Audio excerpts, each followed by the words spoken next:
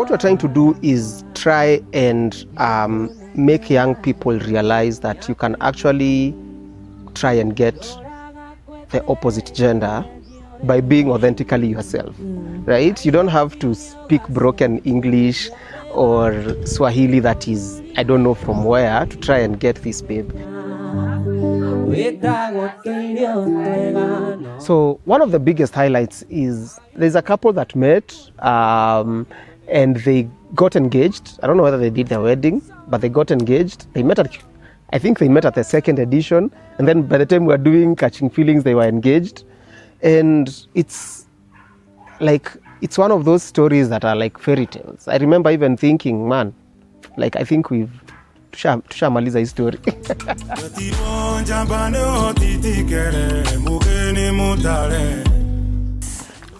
Hello. Hey, what's up? Niko fiti kabisa. Uko aje? Niko poa sana. Good to see you. Alan Gitao. Alan Gitao. Founder. Okay, yes, thank you. And welcome to where Kikuyu Love Sessions started. Yeah. And I came bearing gifts. Thank you very much. Mimi ni mtu ukiniona niko na kitu yako. Ka t-shirt, ka crop top is what they say. And this is a bandana. Yeah, I still don't know how to style them, but I hear they look really good on you. Yeah. So I think we want to understand more about KLS. The origin, the idea behind it. So I think maybe you can tell us yote. Sawa. So karibu sana hapa. Thank you.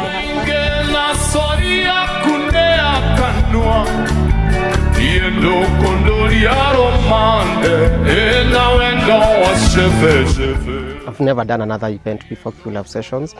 That's because I've never really been an events person. I'm more creative.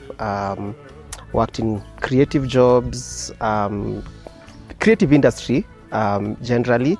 So Kikuyu Love Sessions for me is the first event that I ever really, I'd say, invested in and went in fully 100%.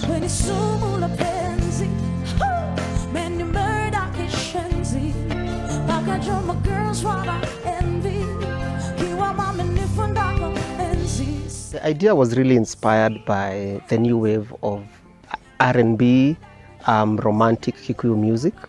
And I remember Wanjine, who's a very, very close pal of mine now, he sent me some music that just recently came out. And the music was amazing. And that's when it came to me that how come we normally hit on each other in Kikuyu and Kiswahili. Like nikikukatia, sitakukatia na Kikuyu. It was somehow looked down upon. So the idea came about trying to romanticize the idea of hitting on someone in your vernacular.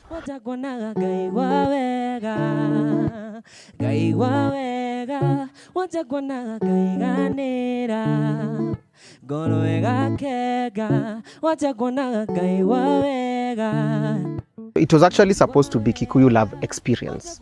But another pal of mine who's an artist is called Kinandi. He was like, you know what, sessions sound better. Like it has a better ring to it. So that's how it became Kikuyu Love Sessions.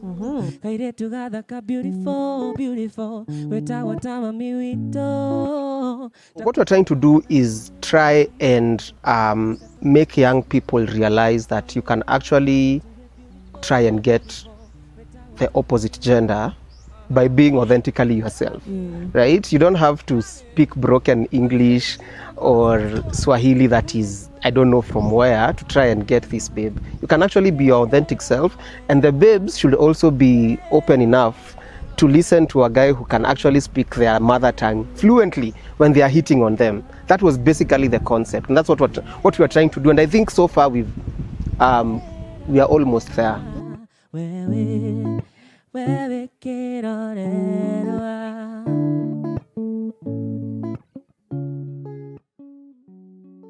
Our first lineup had 5 men.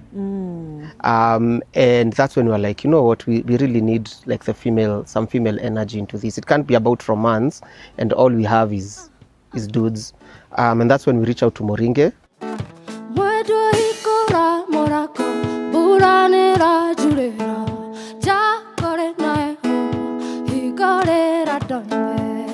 Who's now a really, really close pal of mine as well. She agreed to do the gig, and a clip of what she performed is what now put us on the map, because it went super viral on TikTok and Instagram and all these platforms. But yeah, so the first step was probably just curating, like what exactly are we trying to do here? Who do we need to feature on our lineup? What should the experience feel like?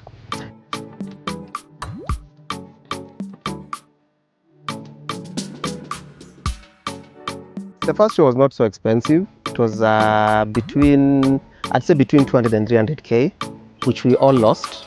But most guys who are in this business will tell you, like, it's very hard to make money when you're starting. And the most of that budget went into the setup of the event, because the stage is expensive, sound is expensive, and of course we had to take care of the artists. We did not pay them their full rates, for sure. We actually paid them peanuts. Acha tu nijiseme before they ever go on an interview and say it before I did. But yeah, that's where most of the budget went to. And when we came about the second gig, we realized a lot of money was going into the setup. And then we were like, how do we reduce that cost? And hence the bed. It was actually a wooden stage. It didn't even have a name. But one of the folks here just saw us building, and then they were like, "Muga muthodeke kitanda," which means mmesema mtengeneze kitanda. And we were like, oh, you have no idea what you've done. You've started something for us. So we named it the bed, and it's very, very close to what the Kikuyu Love Sessions brand is. And yeah.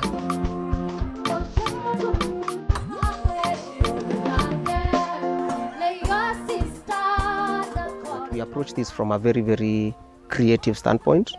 We don't go the promoter route. We are creatives first. So anything that serves creatives, anything that serves artists, we go that route first, and then we'll figure out how we'll make the money along the way. So the first themed edition we ever had was called Grown Up Edition. So it was Kikuyu Love Sessions Grown Up Edition, and that edition was supposed to explore the mature sides of feelings. So we are all grown-ups here, right? So let's explore that side of us. So that was Grown Up Edition, and then we went to Bonded Hearts Edition. So Bonded Hearts now was amazing because it was the first time we were pairing two artists on stage together at the same time. Yeah, and I don't think any other festival in the country has done that. So we had like Moringe and DJ Mura playing together on stage at the same time.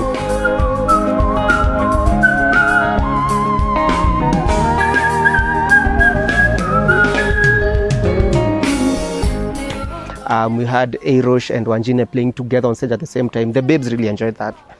So it was bringing two artists, so their set was one set, but they're together on stage at the same time, hence Bonded Hearts. So that was it was more of a technical curation standpoint. And then from Bonded Hearts, we went to Catching Feelings.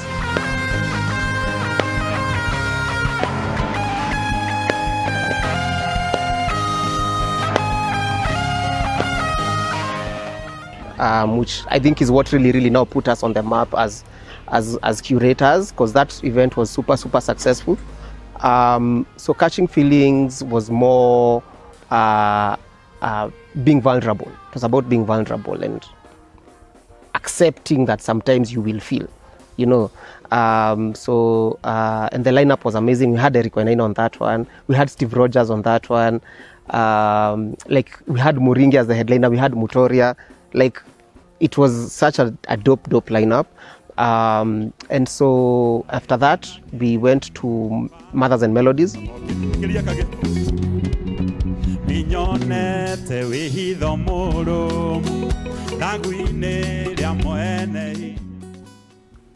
Which also a first, I think, in the country, Bring Your Mom concert. So, and the idea was really okay, it's Mother's Day. Most times people just take their moms out for lunch, or they buy them handbags, stuff like that. Or can we add an experience to that? Can we add another option? You can do things to your mom, which you've been doing for all these years, but let's add another layer. I've come with my daughter. I came with my cousin. Yeah, I brought my mom.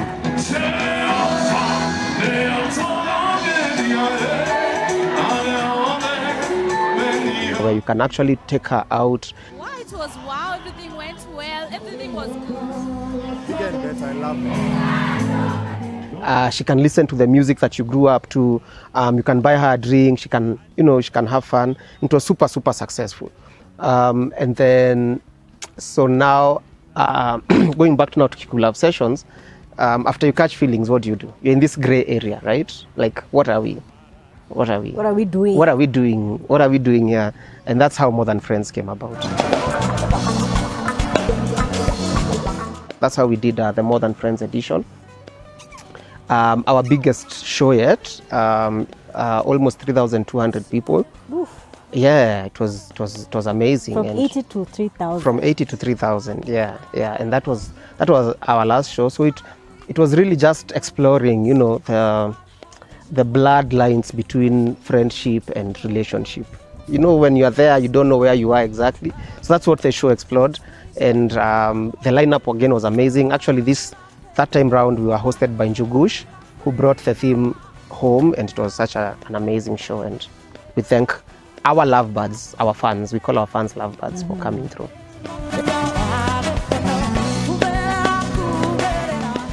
Starting an event business like this, as long as you have a mission, as long as you have a North Star and a goal, then starting as little as you can, even if umebarikiwa and you have a backyard, you start it there.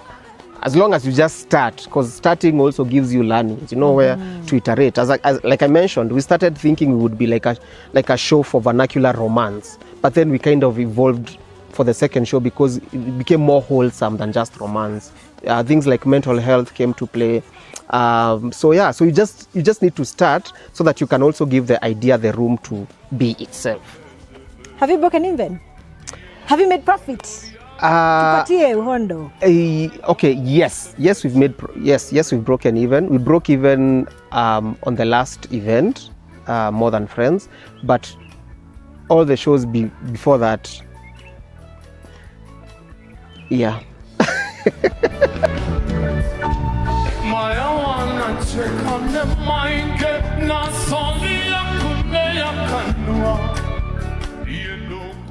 We are more than just like your kawaida type of concert, and I think maybe just to bring the point home, we are currently running a talent search for the next female vernacular DJ. And this was mostly born out of the fact that right now there are so many shows, and when you have many shows, that means you need a lot more talent, right? Because if there are more shows and then the talent pool is not increasing, then the audience are gonna be disappointed. You get, because they'll feel like they're going to the same show. So you're like, okay, yeah, it's a cool thing. Now that's because there's so much talent out here, and we are just starting with the DJs. By the way, the next thing we're doing is artists. We want to bring more artists on the front line so that we can have even more shows and more audience. We can have a variety of offering. Yeah. So for us, it's more really cultivating the art, making the art, keeping the fire burning when it comes to creativity and art from a vernacular standpoint. DJ Kikuyu, wewe.